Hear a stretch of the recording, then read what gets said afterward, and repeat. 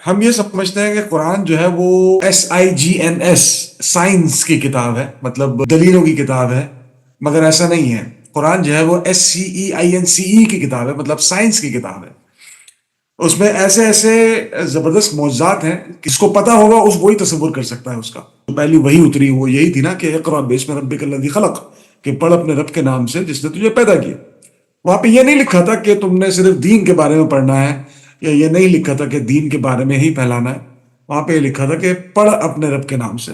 اللہ کے رسول صلی اللہ علیہ وسلم اور سیدنا علی رضی اللہ تعالیٰ عنہ ایک دفعہ ساتھ ساتھ بیٹھے تھے، تو اللہ کے رسول صلی اللہ علیہ وسلم نے ایک بڑی خوبصورت بات کی، قریب ایک فتنہ ظاہر ہوگا۔ سیدنا علی رضی اللہ تعالیٰ عنہ انہوں نے یہ نہیں فرمایا کہ اس فتنے کا کب ظاہر ہوگا، کیا ہوگا، فتنے میں فتنہ کیا ہوگا، کیسے ہوگا۔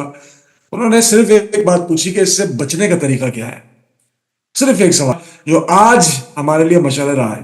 اور وہ کیا جواب تھا اس کا؟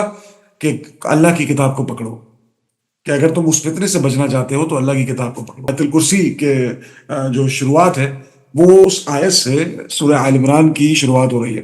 اللہ لا الہ الا هو الحی القیوم، بڑا خوبصورت جملہ ہے، بہت خوبصورت آیت ہے۔ جو لفظ الف لام اور ہا جو ہے وہ لفظ اللہ کا، لفظ الہ جو ہے وہ اللہ کا مادہ ہے، اور اس کا جو مادہ ہے وہ الف لام اور ہا ہے۔ اللہ کے جو لفظ ہے، جو الف لام لام اور ہا، وہ چاروں جو ہیں اگر ان کو جو ایک ایک کر کے بھی توڑا جائے، ایک ایک کر کے بھی جوڑا جائے، تو وہ صرف اللہ سبحانہ تعالیٰ کی طرف اشارہ کرتے ہیں۔ یہاں کے جو لفظ لغت میں آیا ہے اس کا مطلب یہ بیان کیا گیا ہے، اس کی پناہ میں جا کر میں نے سکون حاصل کیا۔ آدمی کسی مصیبت کے وقت میں یا تکلیف کے نزول سے خوفزدہ ہو اور دوسرے نے اس کو پناہ دی، یا اونٹنی کا بچہ جو اس سے بچھڑ گیا تھا ماں کو پاتے ہی اسے چمٹ گیا، یا پوشیدہ ہوا، مستور ہوا، نیز بلند ہوا، ان تمام معنی مصدر پر غور کرنے سے معلوم کیا جا سکتا ہے کہ الہتن کے معنی عبادت پرستش اور الہ کے معنی معبود کس مناسبت سے پیدا ہوئے۔ ہم دیکھتے ہیں کہ ایک چھوٹا بچہ جو ہے وہ جب کوئی شرارت کرتا ہے، جب کوئی بدتمیزی کرتا ہے، اور ماں جب اس کی پٹائی لگاتی ہے تو وہ کیا کرتا ہے، وہ بھاگ کے تمہارا ماں کے قدموں میں ہی چمٹتا ہے۔ اور یہ ایک ماں کا ہی وصف ہے کہ جو بچوں کو اس طرح برداشت بھی کرتی ہے اور بچوں کو اس طرح پالتی پوستی بھی ہے۔ مگر بچہ جو ہے وہ ماں سے ڈرتا نہیں ہے مار کھانے کے باوجود، بلکہ اسی کی گود میں جا کر دوبارہ اسی سے پناہ طلب کرتا ہے۔ جبکہ باپ کا رویہ دوسرا ہوتا ہے کہ اگر باپ ناراض ہو بچے سے تو بچہ اس سے دور ہو جاتا ہے۔ جو مثال دی ہے رسول اکرم صلی اللہ علیہ وسلم نے کہ اللہ ہم سے 70 ماؤں سے زیادہ محبت کرتا ہے۔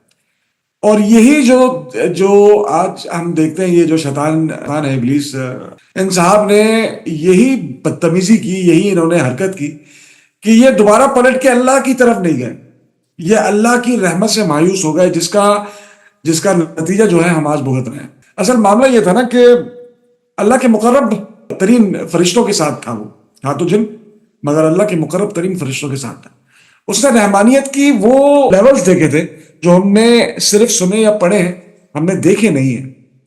اس نے جنت اور دوزخ کی وہ جھلک دیکھی تھی جس کے بارے میں ہم نے صرف قرآن میں پڑھا ہے یا استادوں سے سمجھا ہے۔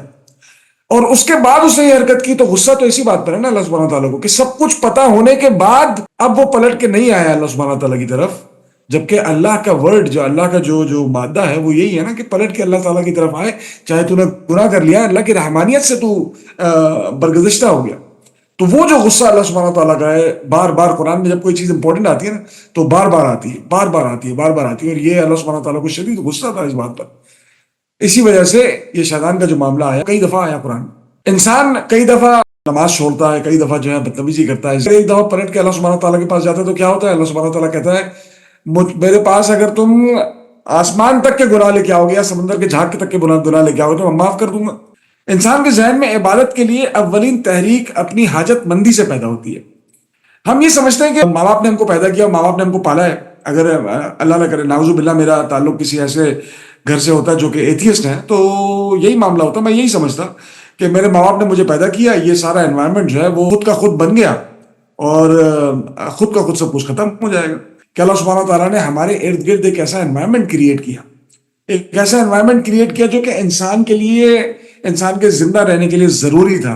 1% بھی اگر ہوا کے اندر جو گیسز ہیں 1% بھی اوپر نیچے ہو جائے تو کوئی انسان کے تو کیا پوری دنیا پہ کوئی ایسی مخلوق نہیں بچے گی جو سانس لیتی ہو، ہم سب جانتے ہیں۔ وہ انوائرمنٹ کریٹ کیا, ہمارے کھانے پینے کا بندوبست کیا, ہم کو اللہ سبحانہ تعالیٰ نے ہمارے بڑھنے کے لیے, ہمارے سمجھنے کے لیے سب کچھ ہمارے لیے پیدا کیا. راز حیات پوچھ لے خضر خجستہ گام سے, ہر چیز زندہ ہے اپنی کوشش ناتمام سے. مطلب جب تک کوئی چیز کوشش کر رہی ہے تو وہ زندہ ہے, اور جہاں اس نے کوشش ترک کر دی تو وہ تباہ ہو گئی. ہمارے ساتھ جڑے رہنے کے لیے ہمارا چینل سبسکرائب کریں.